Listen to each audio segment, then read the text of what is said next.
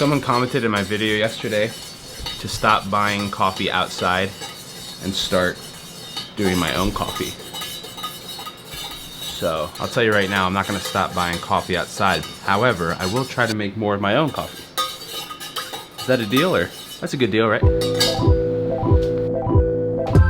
It took me 17 days to shake you. I even made my own breakfast quesadilla, like on a roll today. It's really hard to hold all this though and vlog. I waited, all my pride on the table. I was feeling unable.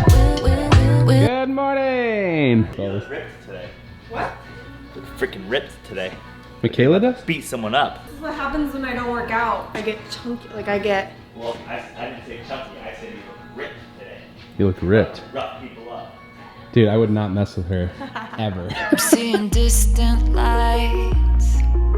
It's almost like waking. All of the gray turns white. Oh. Clouds behind, fading.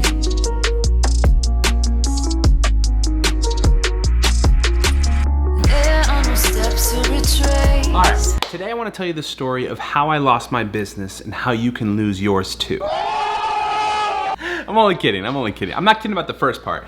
I didn't lose my business, but I ended it. Kind of. I kind of ended it. Let me explain. So it's kind of an interesting story with me. You know, I went to high school like basically any other kid, and after that I kind of knew once high school started to end that I did not want to go to college. My parents obviously questioned me, but they were very open to the idea of letting me kind of explore and do what I wanted to do. So in that time, I was about like 18, 19 years old. I ended up meeting two brothers in New York City that literally taught me everything. I happened to be at the right place at the right time. They were expanding and I was just looking for opportunities. So I ended up starting to work with them. And I came to find out that they made hundreds of millions of dollars a month. And just by having the opportunity to meet them, become friends with them, and work with them, I learned so much that has impacted me positively in business and also personally as well. However, I feel like I've shared that story a million times, and today's story is more about what happens after that.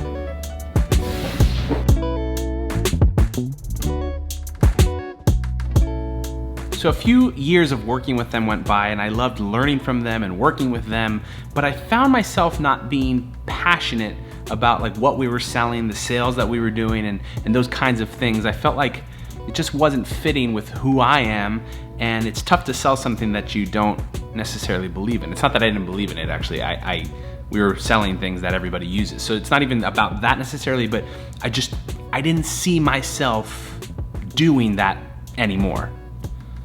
Maybe, hopefully that makes sense. And so with that, I knew that I was very passionate about music, but I didn't want to get to be like a full-time musician. That's just not something that I wanted to do. I still have aspirations to just do music my entire life when and where I can, but I wanted to find like what I was passionate about. And I think in the creative field of music, I found something called like video and photo, and I've always enjoyed it, but I never knew that I was able to do it to the capacity that I'm doing it today, and even to the point of having it as a career. However, the model of business that we had was a franchise style business. So I learned about owning a business within a business. I learned about obviously business ownership and dealing with people, training people. I learned about lots of things that really made me fall in love with business ownership.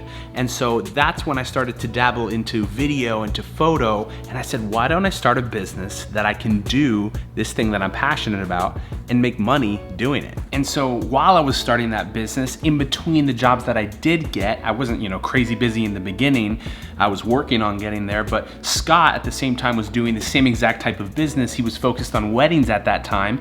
And I know that as his wife was moving out of being his second shooter, he was looking for another second shooter, and he had a couple guys that he would hit up, but I became one of those guys that he would call and say, hey, are you available for this weekend, that weekend? And every once in a while I said, sure, you know, I don't have anything going on. And I went to not only learn from him and hone my skills, but I also just wanted to make some extra money. And as I was building the business, I figured it'd be super helpful for me to get my hands dirty a little bit and work in the industry, even though it was for somebody else. But you see, here's what's so interesting about that is I was shadowing somebody, Scott, who had owned a business for longer than me, who, you know, had a lot of other ways of doing things.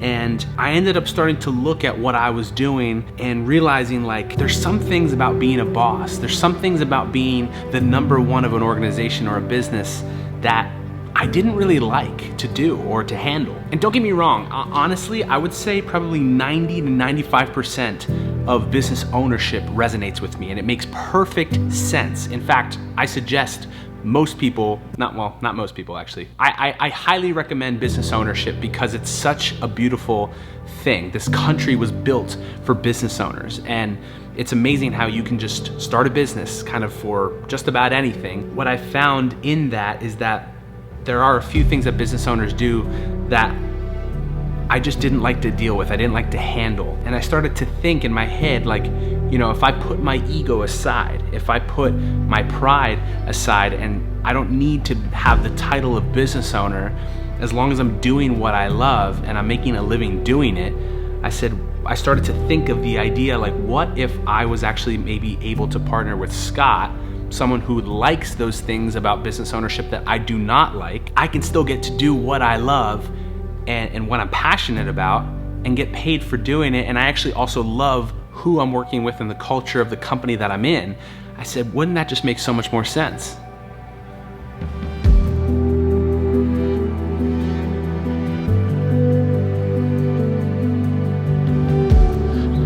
So now, here I am, 25 years old.